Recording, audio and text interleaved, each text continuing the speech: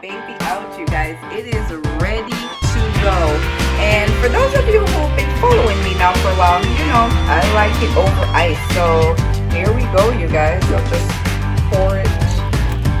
Check out that beauty. Hi there, you guys, and welcome to another episode of Get Your Ass Up and Move Fitness and Nutrition podcast. I am your host, Peter Gay Barrett with Barrett Fitness Enterprises. And on this podcast, we discuss fitness, nutrition, overall health, and overall well-being. So I am the self-proclaimed smoothie queen. Those of you who have followed me for a while on social media, you know that I love me a good, healthy smoothies. So what I decided to do on this podcast today is to break down some of the overall health benefits of making a smoothie just like this one. I am recording this for YouTube as well, so you can look at my beautiful face while I have this conversation with you, and you can see actually what my cup will look like today. Like I always say on social media, what's in your cup? So today I will actually break down what's in my cup, some of the ingredients that I recommend that you use in your smoothies, that you will get the overall health benefit, the good benefits from the good ingredients that you will use in your smoothie. Again, I am the self-proclaimed smoothie queen. I have been making smoothies now, you guys, for probably over 10 years. And my favorite mixer blender that I love to use in my smoothie is the nutribullet. I find that the nutribullet is durable.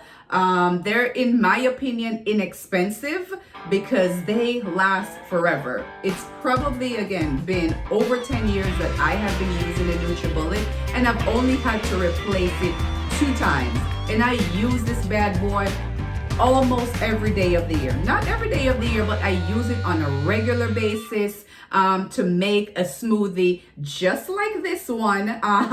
Again, for those of you who will watch the video on YouTube, I will show you what is in my cup today that I'm holding up. So I love the nutribullet, you guys. I rave about the nutribullet on a regular basis. I'm not promoting for them. I'm not selling for them. I just find that I love the consistency of the fruits and vegetables when I blend it up in my smoothie. And I love the fact that that bad boy is durable. They're reliable. These days, you can probably get a nutribullet for under 99 bucks.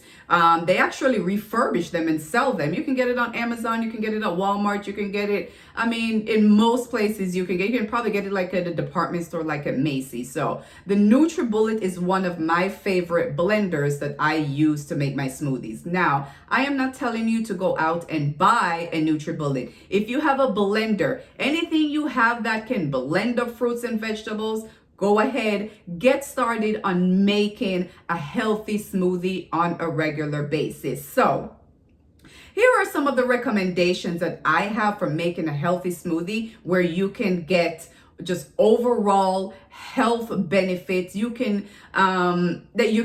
health benefits that you can get from making a smoothie like this on a daily basis. I recommend making your smoothies with only water. That's just what I recommend. It makes it lower in calories, number one, but I don't think most of us drink enough water as it is.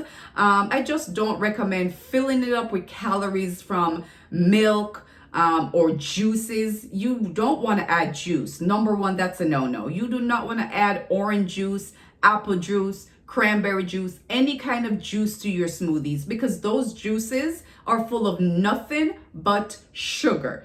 The next time you go to the store and you buy orange juice, just look at the total amount of sugar that's in it. Some of these juices have just as much sugar as sodas will do. And that will deplete the whole purpose of making a healthy smoothie where you can get great health benefits from it. And I also don't recommend using anything like milk, unless you're going to do it as a meal replacement, maybe. And I don't really recommend having a smoothie as a meal replacement. You're getting your nutrients, your vitamins and your minerals. So it's, in my opinion, it's almost like medicine to me, right? So you wouldn't take your medicine as a meal replacement. If you have, the flu and you're taking like Tamiflu or something like that, you wouldn't take it as a meal replacement. You use it to help get rid of the symptoms, so you will feel better and you will still have your meal as you go throughout the day. So I recommend only using water in your smoothies. I also recommend using more vegetables than fruits in your smoothie. Of course, we will need to use the fruits they're usually higher in vitamin C, which is the antioxidant that helps the body to fight free radicals, like your apples and your oranges. I recommend sticking to fruits such as your dark berries. Your dark berries, like your blackberries and your blueberries, they're lower in sugar content. So that's going to be better for you than the red berries that are probably a little bit higher in sugar content. Everyone know apple is great for you. An apple a day keep the doctor away. I recommend using apples in your smoothies. I recommend using carrots in your smoothies if you're looking for something to give it a little bit sweeter of a taste. That beta carotene, that's great for your eyes.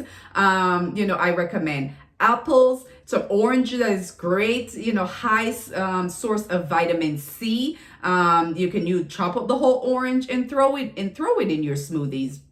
So I recommend using more vegetables than fruits. So I would say probably one to two fruits in your smoothies. And if you're using something like an apple, I would recommend just use a half of an apple or a fourth of an apple. I recommend fruits such as lemon, that's high in vitamin C as well. And you're going to get your fiber from all these fruits that you're going to add in your smoothies.